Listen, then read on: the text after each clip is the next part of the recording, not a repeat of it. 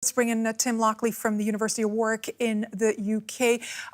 As you know, here in Germany, there are strict laws against displaying Nazi symbols and slogans. The subject is taboo, not just here, but also in many parts of Europe. So how is this being looked at on this side of the Atlantic, what happened over the weekend in the US? I think a lot of people in the UK and wider in Europe are looking at completely in horror at what Trump has been saying at his press conference at Trump Tower.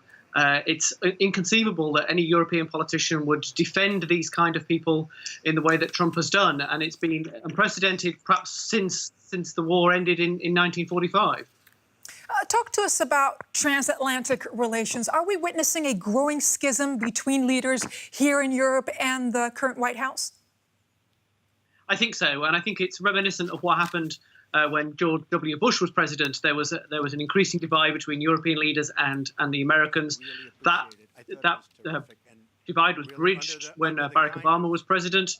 It has not only reappeared but widened with Trump as president. And I think European leaders are increasingly shocked and horrified. They don't really know how to deal with Trump.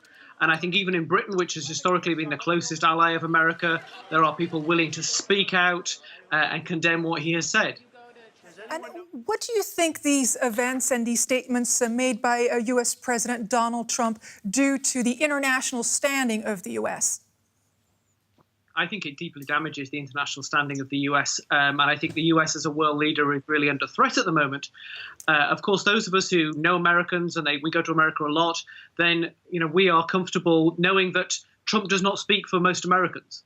And my friends in America constantly write to me and saying, we're as outraged and as shocked as you are.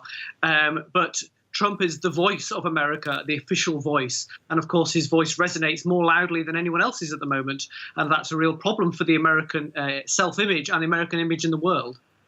Do you see it hurting, for instance, political relationships, business relationships? Yes, I can see that happening. And I think Trump's nationalism has already torpedoed the Trans-Pacific trade agreements. And I think that will rebound to hurt the American economy ultimately. And I think countries or blocs such as the EU will benefit from that as they will pick up agreements with Japan and other countries that otherwise may not have happened. All right, we wish that wasn't the reason, but there you have it. Tim Lockley from Warwick University. Thank you for weighing in on the subject. Thank you.